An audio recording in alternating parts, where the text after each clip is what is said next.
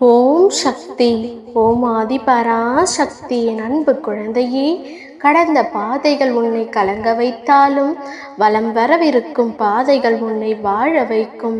எதற்கும் கவலைப்படாதே. உனக்கான நல்ல நேரம் துவங்கிவிட்டது.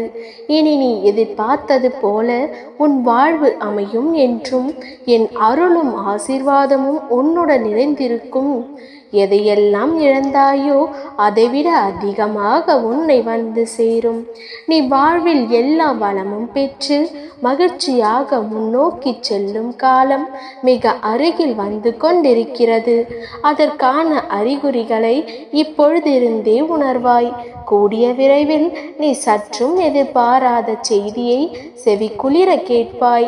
இன்றைய பொழுது நான் உன்னோடு இருக்கும் பொழுது நாளை பற்றிய சிந்தனை உனக்கு எதற்கு? பிள்ளையே, நடப்பதை எல்லாம் நன்றாகவே நடத்தி தருவேன். கஷ்டங்களும் நிரந்தரமில்லை. இங்கே கஷ்டப்படுத்தியவர்களும் நிரந்தரமில்லை. நிரந்தரமில்லாத உலகத்தில் காயங்களை கண்டு கலங்கிக் கொண்டே இருக்காதே. நீ உண்மையோடும் ஆன்ம உணர்வோடும் கண்ணீரோடும் நீ செய்யும் பிரார்த்தனைகளை நான் கேட்டுக்கொண்டுதான் இருக்கின்றேன். நான் அவ்வப்போதே உன் வேண்டுதல்களுக்கான விடைகளையும் சொல்லிக் கொண்டுதான் இருக்கின்றேன். ஆனால் நீ குழப்பமான சூழ்நிலையில் என் பதில்களை கேட்க மறுக்கின்றாய். நீ எப்பொழுதும் புரியாமல் புலம்பிக் கொண்டிருக்கும் ஒரு விஷயம், கெட்டவர்களும் கெடுமதி உள்ளவர்களும் நன்றாக இருக்கும் பொழுது நல்லவனான நான் மட்டும் ஏன் கஷ்டப்பட வேண்டும்? கஷ்டத்தை மட்டுமே கடவுள் ஏன் எனக்கு தர வேண்டும் என்று நினைத்து கொண்டிருக்கிறாய் அல்லவா? உன்னை போல நல்லவர்களும் இப்படித்தான் புலம்புகிறார்கள். நல்லவர்கள் புலம்புவது தொடர்கதைத்தான் குழந்தையே.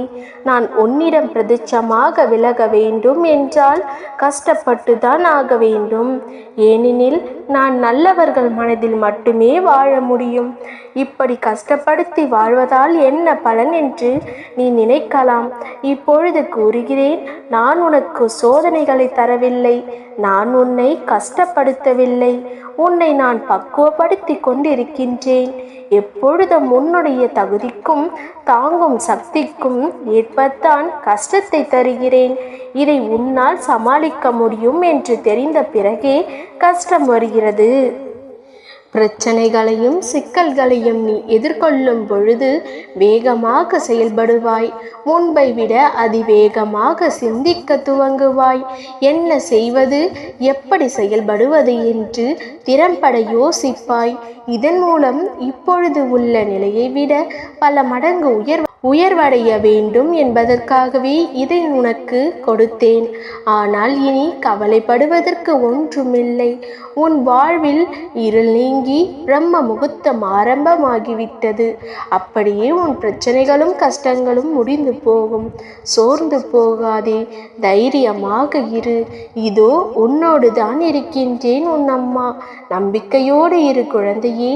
என்றும் என் பிள்ளையை நான் ஒருபோதும் கைவிட மாட்டேன். எந்த சூழ்நிலையும் உனக்கு துணை நிற்பேன்.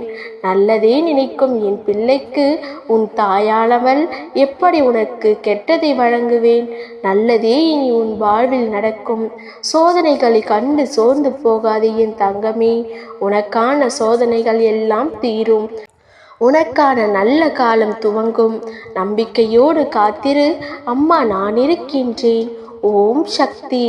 ஓம் ஆதிபராசக்தி. ஓம் சக்தி. ஓம் ஆதிபராசக்தி.